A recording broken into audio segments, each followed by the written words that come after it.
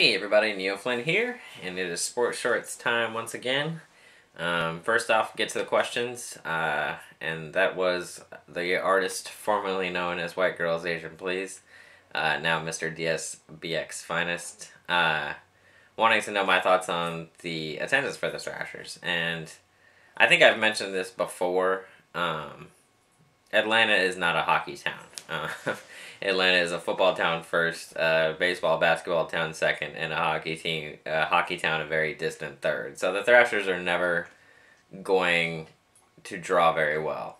With the exception of one thing, I think if they got consistently good, and made the playoffs consistently, they would probably start to draw.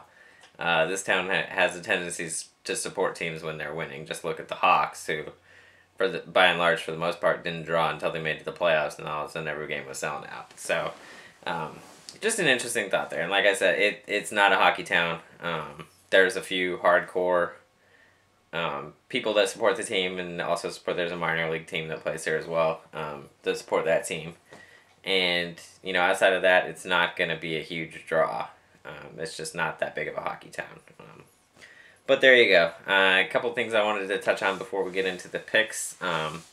First off, talk out of the early meetings in baseball that they are going to recommend expanding the playoffs. Which, I don't know if you need to expand the baseball playoffs. I kind of like the way they are now. It makes it more special when you get in, that only 4 teams from each league make it. There's talk of expanding it, I guess, to 10 total teams, so there'd be, one extra team. I don't know that you need that. But sports revolves around one thing, and that's money. And, of course, if you expand the playoffs, that means more money. So, chances are it will probably happen.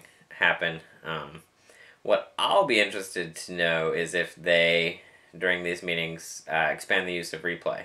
I think it showed that, when used properly,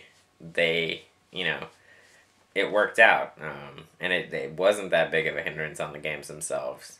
I think, I don't know, maybe something like football where you could have the managers have have a challenge. Excuse me, my throat is really scratchy today. Where they could have a challenge, maybe 1 per game, or if there's a close play. Excuse me. Now, of course, my dog's going, what's going on? The haters, stay down. No, stay down.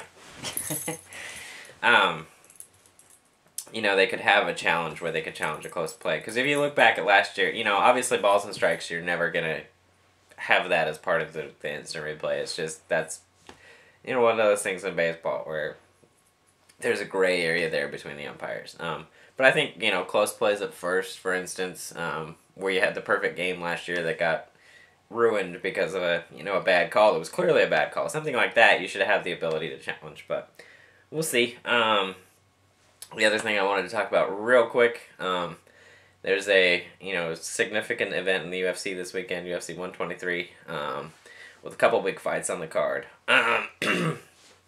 First off, the headline fight between Quentin Rampage Jackson and Lyoto Machida.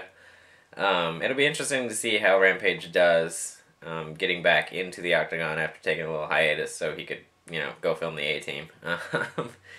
I think, I'm a big Rampage fan, but I think the time off will hurt him. And I think Machida will get the victory in that one. And then the second big fight, the co-main event, I guess you could say, BJ Penn and Matt Hughes.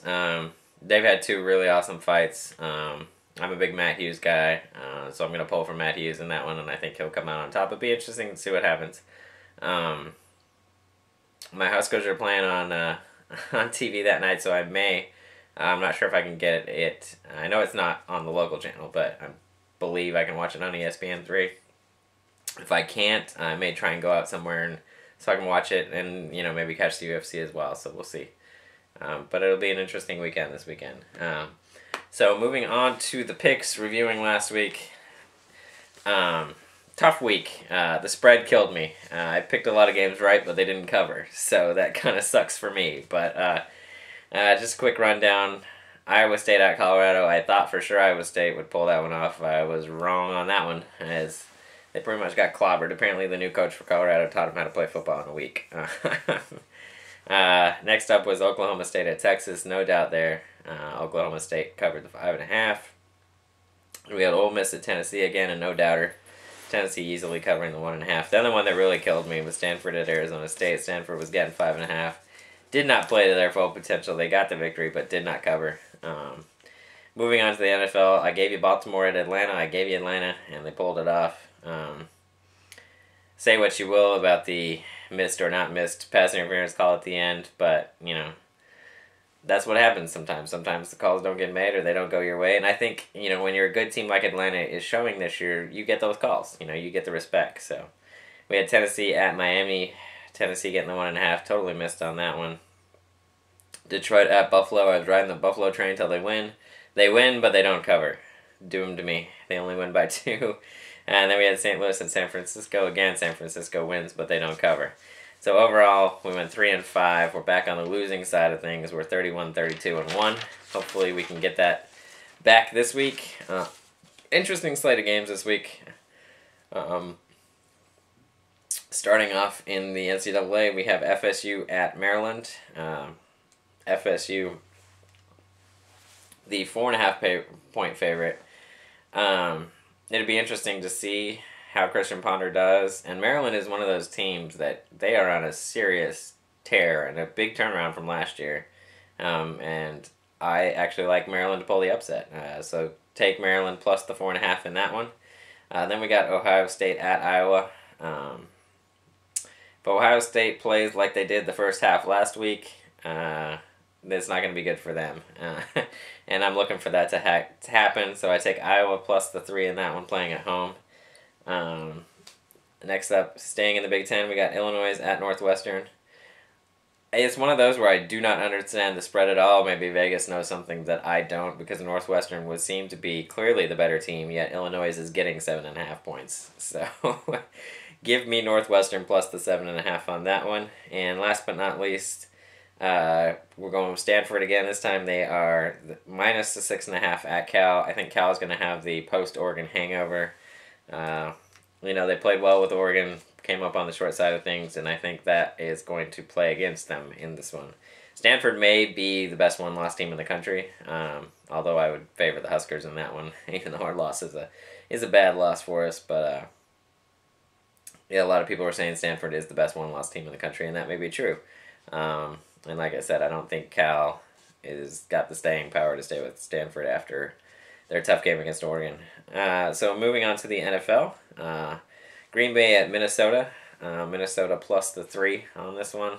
Something about Brett Favre versus Green Bay. I just got to go with, even though I hate the guy, I got to go with Favre on that one. And then we go Atlanta at St. Louis. Atlanta minus the 3.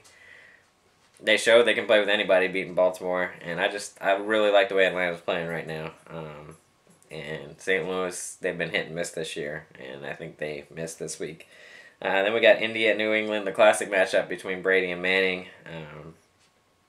And I like Manning in this one, plus the 3.5. And then last but not least, Tampa Bay at San Francisco.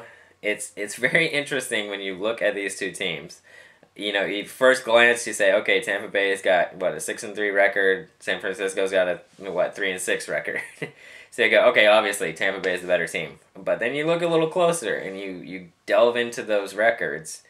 Tampa Bay does not have a win against a team with a winning record. San Francisco, on the other hand, doesn't have a loss against a team with a losing record. So, it's kind of one of those things where the records can deceive you a little bit. And I am full on the San Francisco turning around and actually making the playoffs this year. I know that's a bold statement given where they are right now, but they play in a weak division, and they've looked better lately. So I will take San Francisco minus the 3 in that one. Don't let the records fool you.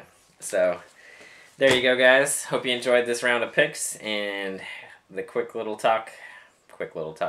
answer session that we had there. And be sure and comment. Let me know what you guys think. And we will see you next week.